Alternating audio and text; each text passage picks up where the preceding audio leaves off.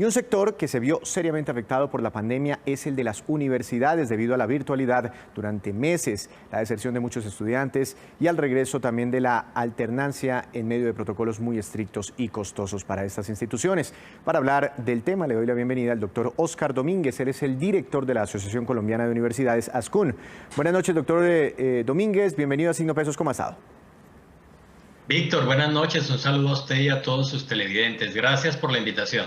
No, muchas gracias a usted por acompañarnos en esta noche. Primero, ¿por qué no nos cuenta cuál fue en términos generales el golpe económico, el golpe financiero para las universidades por la llegada de la pandemia a nuestro país y todas las restricciones para los estudiantes? Víctor, sería muy difícil y muy irresponsable plantearle una cifra. Lo cierto es que en el contexto de nuestra revisión, dentro de nuestras 88 instituciones asociadas, era claro que 2017 y 2018 habían sido años donde la matrícula ya venía resentida. Muchas instituciones habían hecho unos planes de desarrollo de infraestructura que les generaba unas situaciones financieras algo complejas. Al disminuir la matrícula, sobre todo en la universidad privada, pues ese tema se veía con dificultad. Ese es un tema. Dos, las universidades públicas, todos fuimos testigos al cierre del 2018, las protestas que se hicieron y los reclamos para acceder a nuevos recursos que les permitiera viabilidad financiera. Tres, de alguna manera hay que decir que la venta de servicios de las instituciones, o mejor, el presupuesto de las instituciones no solo se alimenta de la matrícula, sino se alimenta de venta de servicios, y desde luego el inicio de todo este proceso de pandemia pues impidió muchas de esas acciones, de tal suerte que lo que está dibujado en el escenario es una situación financiera de la que conoceremos al cierre del año, una vez tengamos las cuentas de ingresos y egresos que son normales en estos casos y podamos cuantificar, entre otras, no solo los servicios que dejó de vender la universidad pública y privada a través de su capacidad investigativa y de extensión, sino también todas esas reconversiones de inversión que hubo que hacer, adquisición de equipos, dotación de laboratorios, incorporación de las nuevas medidas de bioseguridad y adaptación de espacios para la bioseguridad, asistencia a los estudiantes, apoyo en matrículas, en fin. Habrá que esperar el cierre del año, insisto, para tener una cifra que nos permita en términos concretos decir cuál fue el impacto específico, pero lo que es claro es que definitivamente toda esta situación trae dibujado ya en el escenario una sospecha de que la situación financiera no es la mejor. Pero todos los sectores están en las mismas, ¿no? Esperando el cierre fiscal para tener un dato concreto, pero sí ya tienen reportes parciales y más o menos estimaciones. ¿Ustedes aún no han tenido un acercamiento en la caída de ingresos con datos del segundo trimestre, inclusive primer trimestre, segundo trimestre de este año? Tiene que ver, Víctor, la dificultad tiene que ver es con que nosotros nos movemos por periodos académicos de 2 semestres muy concretos, ¿de acuerdo? Entonces, ese primer semestre de matrícula, aun cuando estuvo con alguna dificultad, se logró terminar. Hubo que hacer rápidamente una adaptación o incorporación de recursos que no se tenían previstos. Y este segundo semestre, para serle sincero a todos los que nos ven, no ha sido posible identificar el total del ingreso del segundo semestre. ¿Por qué? Pues porque todavía están algunas instituciones apenas cerrando sus semestres académicos, algunas personas tomando la decisión inclusive de hacer estudios de posgrado y demás, y algunas posibilidades que están dando las diferentes situaciones en los espacios territoriales para darle a la universidad la posibilidad de hacer algunos desarrollos en investigación y en desarrollo de extensión. Entonces, todavía la cifra no está tan fácil de identificar. Pero lo cierto es que su sector también fue afectado por la crisis del coronavirus, de eso no hay duda. ¿Usted sabe si algunas universidades fueron más afectadas que otras o todas en términos generales ven una reducción similar? Víctor, hay tal vez 3 clasificaciones. Uno es el sector de las universidades públicas, las que están asignadas al presupuesto general de la nación, que han venido planteando una suerte de dificultades que en mención de ellas dicen haberse agravado ahora con el tema del coronavirus por todo lo que tuvieron que disponer para atender los estudiantes. La conectividad fue uno de los temas. Y las universidades privadas tenían una suerte de 2 situaciones un tanto distintas.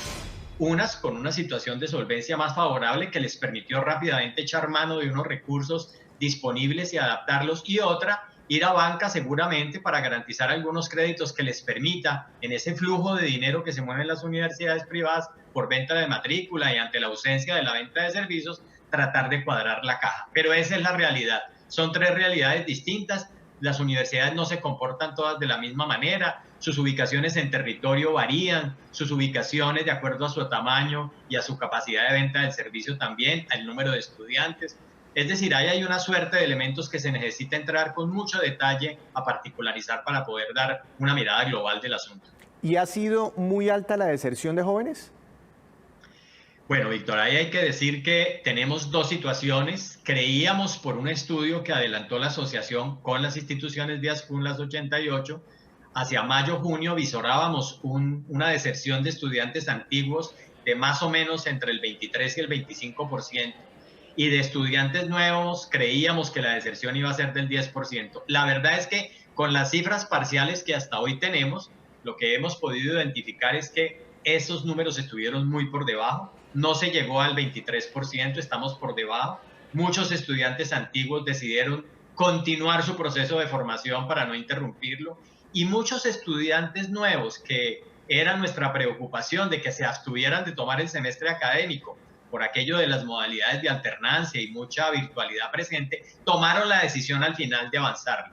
De tal suerte que en lo que va el segundo semestre del 2020, insisto, pese a todas esas dificultades, particularidades de instituciones, de regiones, en las cifras sí nos indican que ha sido más positivo de lo que inicialmente se preveía hacia mayo-julio de este año. Pero esa es una gran noticia, doctor Domínguez. ¿Eso tal vez puede estar asociado con los propios planes implementados por las universidades, como por ejemplo disminuir los costos de las matrículas?